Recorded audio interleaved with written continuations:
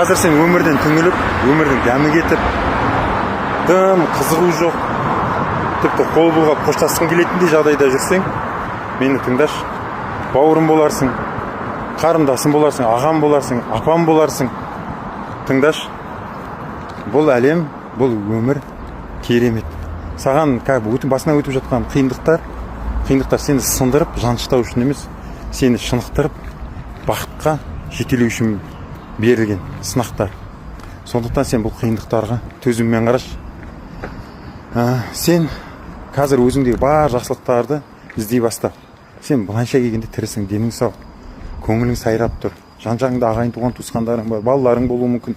Солардың қанша жақсылығы сені әлі болашақта күтіп тұр. Соны елестет. Соны елестетші. Сенен тек жамандыққа ғана көңіліңді бұрмай, назарың тек соған салмай, проблемалардан шыға алмай қалмай, соның құтысында отырып қалма. Жақсылықтар деген көп қой, далаға шық. Жан-жағыңа қара, тоқта, ойды барлық проблемадан ажырат та. Өмірге қараш, сен қазіргі сәтіңді сезінші. Өмір деген сондай тәтті ғой. Ал енді бұл сөздерімде сені қуаттандырмаса, саған дем бермесе, онда сен мына нәрсені істеші. Сенде шынымен де өмірге деген қызығушылық бәрі кетіп қалып, жаның қиналып, мына әлем маған не керегі бар, менде андай жоқ, менде мындай жоқ дейтін болсаң, бірінші кезекте бар нәрселердің тізімін жасашы. Отырда дәптер парағын ашта. Сенде не бар, соны жаса. Екінші, сен қазір бәрі тоқтаса, жаман айтпай жақсы жоқ. Онда сен неден айырыласың? Саған сен не жақсы көретініңді жазшы өзіңе. Нені жақсы көресің? Мүмкін сен бір жақсы бір стейк жеген келіп тұр ма?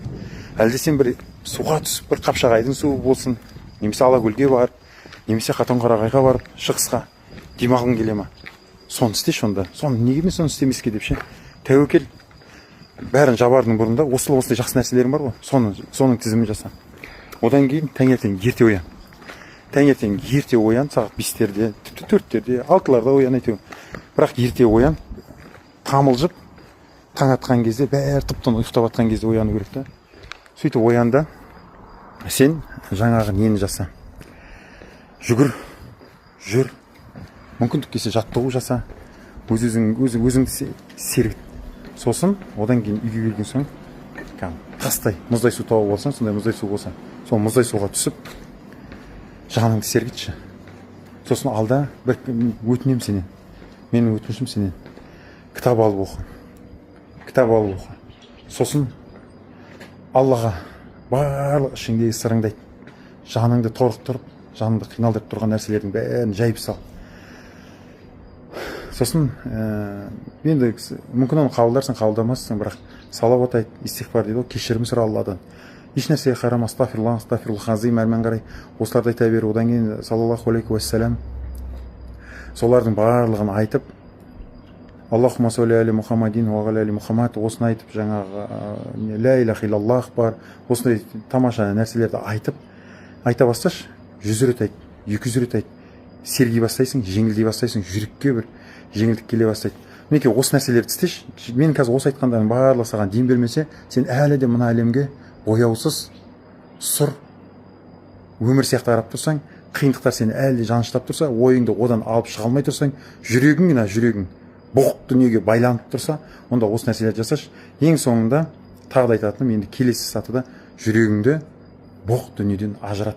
Сен өлсең, сені ертең көлігіңмен, зәулім сарай үйіңмен, жаңа бума қаттама ақшаларыңмен сені көмбейді. Сенің өзің кебімен қалай жалаң бұт келдің, дәл солай бұл әлемнен өтесің. Сондықтан соны есіңде ұста. Ал сенің дүние мүлкіңді ағайын туған туысқандарың пайдаланар, бірақ одан саған келетін еш нәрсе жоқ. Бастысы дүниеден айырылсаң да өзіңнен айырылып қалма. Бұл әлемнің тәттілігінен, бұл әлемнің керемет ғаламаттылығынан өзіңнің байланысыңды үзіп алма.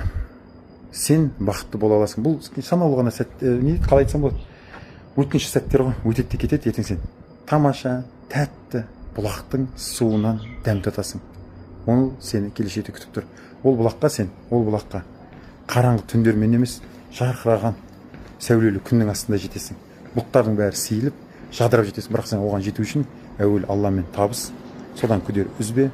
жаңағы салауат айтып, истикфар айтып, таңертең жүгіріп, шапқылап, мұздай суға шомылып, өзіңді қуаттандыр.